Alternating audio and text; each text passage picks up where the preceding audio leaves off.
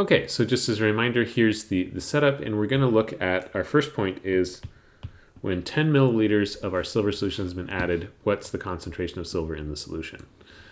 Okay, so first we need to figure out, all right, we have 10 milliliters of silver,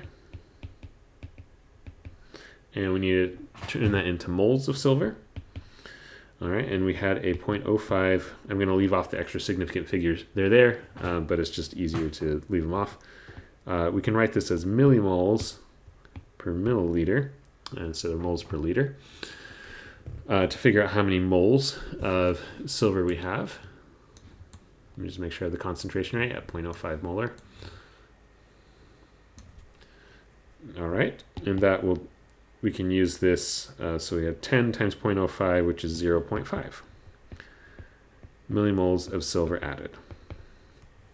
Okay, so that 0.5 millimoles of silver. The other thing we need to know is how much chloride did we start with?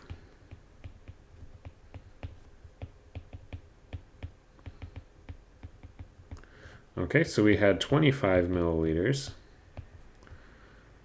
of chloride, and it was at a concentration of 0.1 molar.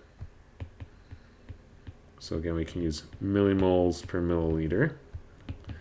So 25 times 0.1 is 2.5 millimoles of, not silver, but chloride.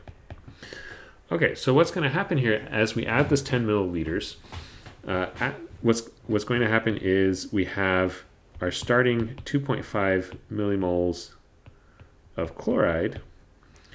We need to subtract 0.5 millimoles of silver.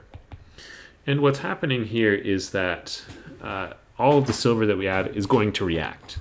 This isn't an equilibrium situation. This is a situation where all of it's going to react. All right, so we can say that there is 2.0 millimoles of chloride left. Now, I did say that all the silver reacts, but we are still going to have some silver chloride, right? If we have our flask here, right? As this reacts, we have a small amount of silver chloride solid that's starting to form as this precipitation reaction happens.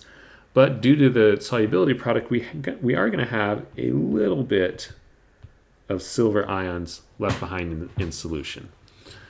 And so we can find this using the solubility product, right? KSP, in this case, is going to be equal to the concentration of silver times the concentration of chloride. Well, we know how much chloride we have left over, and we know KSP, so we can find the value of concentration of silver. So we know this value, we can find this value, and then this is our unknown. Okay, so we can say that silver, concentration of silver will be equal to KSP divided by concentration of chloride. And now we can start plugging in specific values. Okay, so we're going to have KSP, let me see, where is that value? 1.8 times 10 to the minus 10.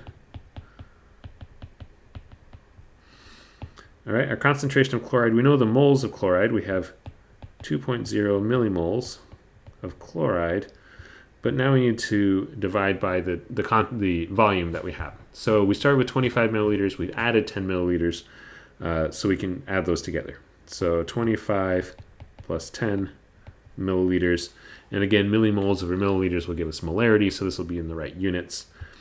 And we can go ahead and do this calculation.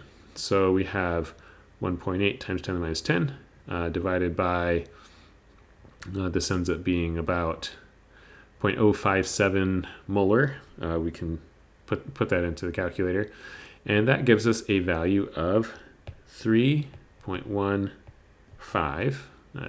We only have two significant figures because we only know KSP to two significant figures, times 10 to the minus 9 molar.